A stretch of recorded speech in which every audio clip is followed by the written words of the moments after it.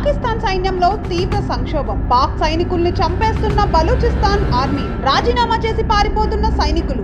ఆయుధాల నాశనంతో సైన్యంలో కల్లోలం. పాకిస్తాన్ కు కొత్త కష్టం వచ్చి పడింది. దేశానికి ఆపద వస్తే సైన్యం సహాయంతో సరిచేసుకుంటాం. పాకిస్తాన్ వంటి నియంత్రత్వ దేశాల్లో సైన్యం సహకారం చాలా అవసరం. కానీ అక్కడ సైన్యానికే సమస్య వచ్చి పడింది. దీంతో పాకిస్తాన్ గందరగోళంలో పడిపోయింది.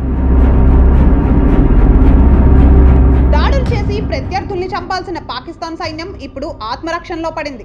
మొన్నటి బలూచిస్తాన్ విమోచన సేన దెబ్బకు సైనికుల్లో భయం పట్టుకుంది. పాకిస్తాన్ సైనికులను లక్ష్యంగా చేసుకొని దాడులు జరుగుతున్నాయి. రైలుని హైజాక్ చేసి అచ్చంగా వందల మంది సైనికుల్ని చంపేశారు. బలూచిస్తాన్ పౌరులను వేధిస్తున్నందుకే పాక్ సైన్యాన్ని చంపేసినట్లు ప్రకటించారు.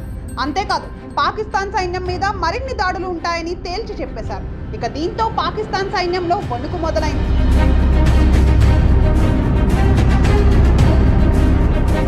పాకిస్తాన్ సైనికులు ఒక్కొక్కరిగా రాజీనామా చేసి పారిపోతున్నారు. ఒక్కరు కాదు, పదులు కాదు, వందలు కానే కాదు, దాదాపు 3000 మందికి పైగా సైనికులు అధికారికంగా రాజీనామాలు చేసేశారు. అంతకు రెట్టింపు మంది సెలవు పెట్టేసి ఇళ్లల్లో దాక్కుంటున్నారు. సెల్ ఫోన్స్ కూడా ఆన్సర్ చేయడం లేదు. బతికుంటే బలుసాకు తిని ఉండిపోతాము అంటూ పారిపోతున్నారు తప్పితే సైనిక విధుల్లో చేరేదే లేదని తెగేసి చెప్తున్నారు.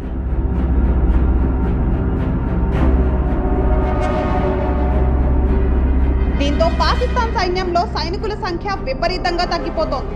అటు ఆయుధాలన్నీ ఉగ్రవాదుల స్థావరాల్లో దాచిపెట్టారు. ఆ స్థావరాల్ని గుర్తు తెలియని వ్యక్తులు ధ్వంసం చేసేస్తున్నారు.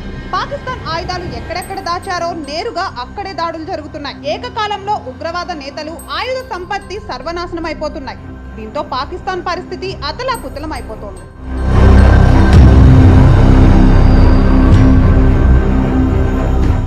ఈ విధ్వంసం వెనుక భారత్ హస్తం ఉందని, ఇదంతా మోదీ టీం కుట్ర అని పాకిస్తాన్ గుండెలు బాదుకుంటోంది. అయినప్పటికీ సైనికులంతా తలో దిక్కుకి పారిపోతున్నారు. దీంతో పాకిస్తాన్ పరిస్థితి పేకమేడ మాదిరిగా తయారవుతోంది.